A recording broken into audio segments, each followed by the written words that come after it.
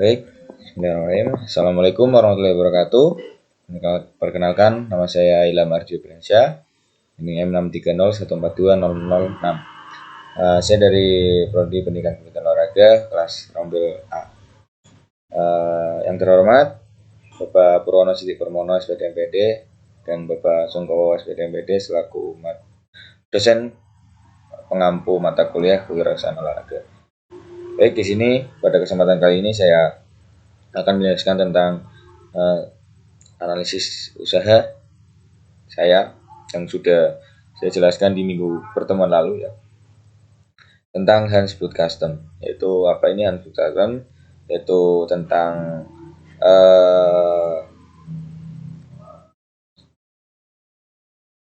sebuah usaha yang melayani di bidang custom sepatu ya, dari mulai sepatu casual, sepatu olahraga, sepatu merek apapun dan jenis apapun, seperti itu. Latar belakangnya sudah saya jelaskan pada saat presentasi kemarin ya, kurang lebihnya sudah.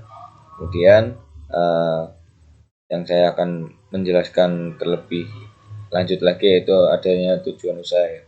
Tujuan usahanya yaitu menyediakan kebutuhan custom sepatu bagi masyarakat. Berarti selain dari kita menyediakan kebutuhan custom bagi masyarakat, karena kami juga merintis ya, usaha merintis, saya juga berharap bisa mampu menciptakan lapangan pekerjaan.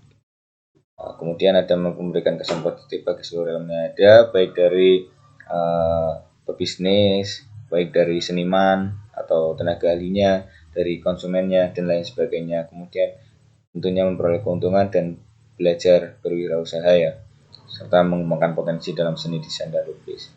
Visi misinya sudah terpampang di sini. Kemudian yang saya akan jelaskan yaitu yang pertama, analisis SWOT. Sebelum ke analisis SWOT, yaitu bahwa perlu ditegaskan lagi bahwa custom sepatu ini sudah menjadi tren ya di Indonesia khususnya, bahwa yang saya tahu di Indonesia masih jarang yang mampu atau yang memberikan jasa untuk custom sepatu, entah itu sepatu olahraga yang tadi ya, sepatu casual dan sebagainya, seperti itu. Yang pertama ya, langsung aja ada strength ya, kekuatan, yaitu pengaplikasian dapat dilakukan terhadap seluruh merek dan model sepatu yang sudah saya jelaskan tadi, yaitu segala merek dan segala jenis dan model apapun sepatu itu bisa kami desain ya, bisa kami custom seperti itu. Gambar yang dihasilkan dijamin berkualitas tinggi, tentunya karena cat yang digunakan juga merupakan cat khusus yang berkualitas tinggi dan dijamin tahan lama. Tidak sembarang cat yang digunakan, tidak juga sembarang tenaga ahli yang kita kerjakan untuk mengerjakan dan desain sepatu ini, custom ini. Kemudian dikerjakan oleh ahli ya, yang profesional tentunya. Kemudian gambar yang diinginkan bisa di request suka hati, bisa bentuk wajah atau hanya tulisan ataupun kartun dan lain sebagainya. Kemudian ada weakness ya, kelemahan. Kami juga memiliki kelemahan dalam hal ini, yaitu membutuhkan proses yang cukup lama jika desain terlalu rumit. Di sini ada tanda kutip ya, jika desainnya terlalu rumit, otomatis waktu pengerjaannya juga akan semakin lama, akan semakin detail, akan semakin rumit model atau desainnya, maka semakin lama juga pengerjaannya. Seperti contohnya misalkan gambar-gambar dari makhluk mitologi, misalkan kayak naga gitu kan, membutuhkan detail yang benar-benar harus teliti dan juga terkesan sangat rumit ya, seperti itu. Kemudian gambar yang diinginkan kemudian membutuhkan biaya yang tidak murah. Kembali lagi bahwa bahan-bahan yang digunakan dan juga tenaga ahli yang dipekerjakan juga sangat dijamin kualitasnya, maka dari itu membutuhkan biayanya tidak sedikit ya, seperti itu. Kemudian kurangnya sumber daya manusia yang ada.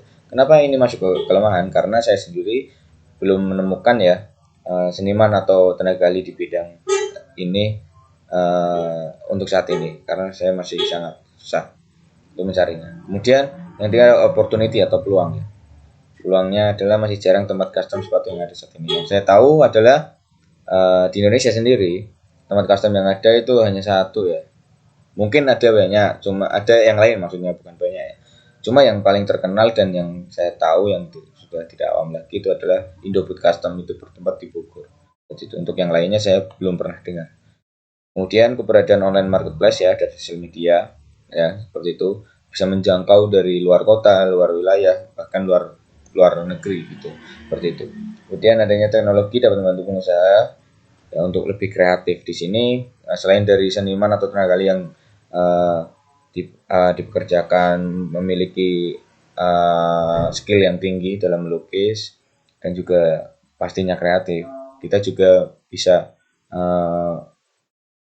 dibantu dengan adanya teknologi yang ada gitu. Jadi selain dari buat tantangan manusia sendiri, kita bisa dibantu dengan teknologi yang ada seperti itu. Kemudian ada threat, ancaman. Yang pertama ada tingkat kepuasan konsumen terkait hasil custom. Apabila hasil customnya tidak sesuai dengan pesanan atau kurang memuaskan, nah itu menjadi ancaman bagi kita. Maka dari itu kita akan selalu terus meningkatkan kinerja kita, meningkatkan sumber daya kita supaya hasil yang digunakan juga akan selalu puas. Konsumen juga akan selalu merasa senang dengan hasil yang kita ciptakan seperti itu. Kemudian resiko barang rusak dalam masa pengiriman. Seperti ini, misalkan konsumen dari luar kota ya, jaraknya jauh dari tempat kita, itu kan harus dikirim. Gak mungkin orangnya datang, mungkin saja, cuma lebih enaknya kan dikirim, biar tidak membuang banyak biaya juga. Nah itu, dan sebaliknya juga, ketika sudah jadi kita kirim lagi, itu akan sedikit membuat khawatir ya, karena takutnya ketika sudah di packing rapi tapi tetap ada kendala, bisa jadi sepatunya rusak dan lain sebagainya, desainnya terkena gitu loh, terkena imbasnya dari kerusakan itu. Nah itu, maka dari itu kita harus selalu berinovasi, harus selalu improve ya, gimana caranya supaya packing yang rapi, packing yang aman dan selamat juga sampai tujuan seperti itu. Kemudian pesaing yang mungkin akan bermunculan ya karena tren. Bisa dibilang di negara kita ini apapun yang sedang ramai, apapun yang sedang malang melintang dibicarakan itu pasti akan diikuti, akan sangat cepat menyebar juga. Seperti tren ini ya. Apalagi atlet-atlet nasional, atlet kita itu seperti atlet futsal, misalkan Rizky Sabier itu sudah mulai menggunakan jasa custom ini. Kemudian ada atlet dari timnas sepak bola, itu ada Syahrian Abimanyu dan lain sebagainya, itu sudah mulai. Maka dari itu banyak yang terinspirasi, banyak yang mengikuti tren ini. Seperti itu. Maka ketika sudah banyaknya pasar yang tersedia, maka akan bermunculan pesaing-pesaing atau penyedia jasa custom ini. Oke, seperti itu. Kemudian yang ingin saya tambahkan adalah analisis pasar. Yang pertama adalah promosi ya. Ya, saya akan mempromosikannya itu melalui sosial media ya, pastinya mulai dari Instagram, bisa juga Facebook, TikTok atau WhatsApp dan lain sebagainya. Saya juga akan membuat sebagai namanya itu Instagram pribadi gitu loh, Instagram khusus untuk Hansgood Custom ini, dan juga email khusus seperti itu yang bisa dihubungi gitu. Kemudian juga pamflet, kita menyebar pamflet, kita pasang pamflet di sudut-sudut yang ramai halayak bisa melihat gitu loh. Kemudian ada juga word of mouth gitu loh, dari mulut ke mulut kita menyebarkan secara dari mulut ke mulut, secara kita mempromosikan secara langsung kepada masyarakat seperti itu ya. Mungkin dari saya cukup sekian, kurang lebihnya mohon maaf apabila ada banyak kesalahan kata, mohon dimaafkan. Terima kasih. Assalamualaikum warahmatullahi wabarakatuh.